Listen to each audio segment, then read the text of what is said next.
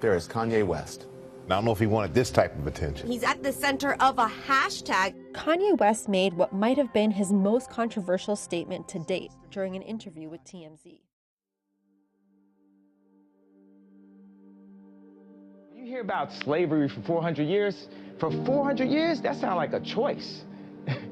Like, you was there for 400 years and it's all of y'all? You know, like...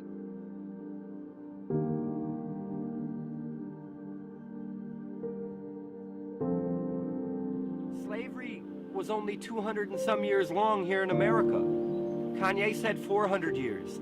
That was a hidden message.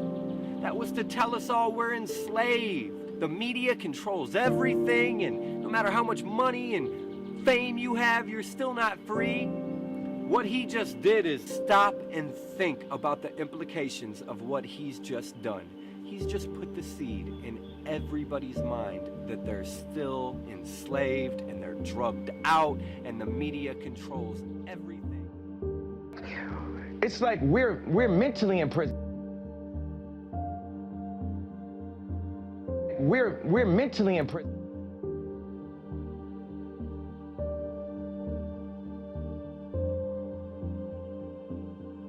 I thought it was incumbent upon me to speak directly to Kanye West. Bro, I'm sorry I hurt you. You gotta be responsible. No, I'm sorry. He was so off base on what he said about slavery that it was important for him to know that before he speaks to something that serious, he needs to know what he's talking about.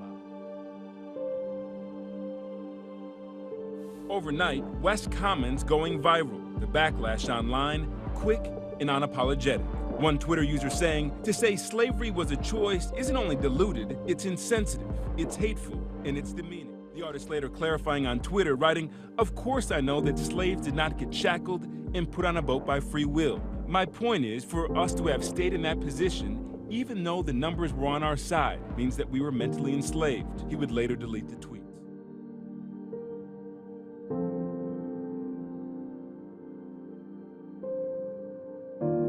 Talked to Kanye after the statement? Oh, yeah, 100%. What was that conversation like? You know, Kanye had told me the context of what he was trying to say, so I understood it a little better. I think when he said slavery was a choice, in his mind, he was talking about psychological slavery. You know, in his mind, he's saying, even if I am a slave, I have a choice to remain a slave. I can...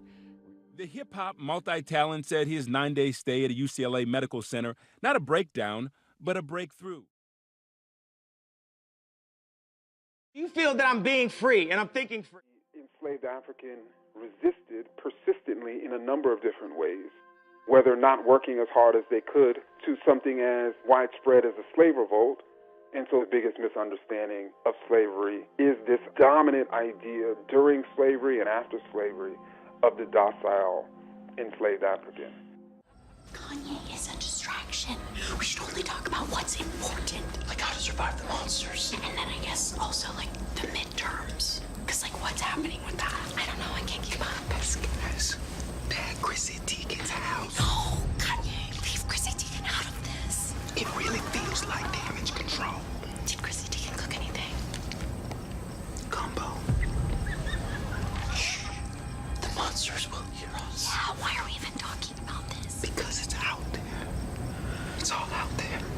And guess who was at the baby shower? Jesse Tyler Ferguson. So Kanye West made the comment, okay? He made the comment that slavery, for 400 years, it was a choice. There's the first hidden message. 400 years. Slavery started in 1619 here in America and ended in 1865.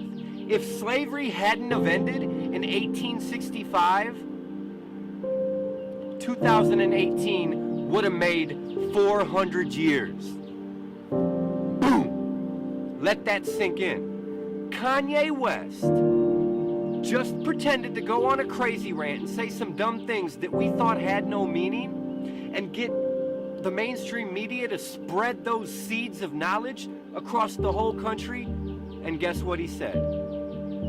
When he said that for 400 years slavery has been a choice, he was talking to every black person in America, and he was talking to every slave in America, which is most of us too. He was telling everybody, for 400 years, you've been enslaved by choice. Get it? We're still enslaved. There are mental chains on our brain that we can't break free from.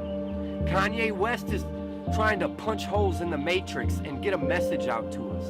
And then he went on later in that rant to talk about how the media controls everything and we're all drugged out and we all need to wake up. Yo, what we thought was a crazy rant just made this dude go down in history. Do you realize what he did? He just planted the seed in everybody's mind that everything is controlled and that we're still slaves. So the reason why I denounced, why I dropped those tweets and everything, because I was drugged the fuck out, bro. And I'm not drugged out. These pills that they want me to take 3 of a day, I take 1 a week, maybe 2 a week. Y'all had me scared of myself, of my vision. So I took some pills so I wouldn't go to hospital and prove everyone right.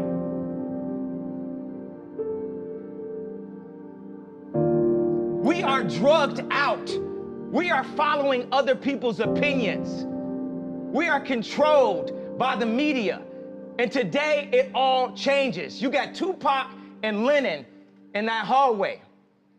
Today it all changes. We need to think how to think free.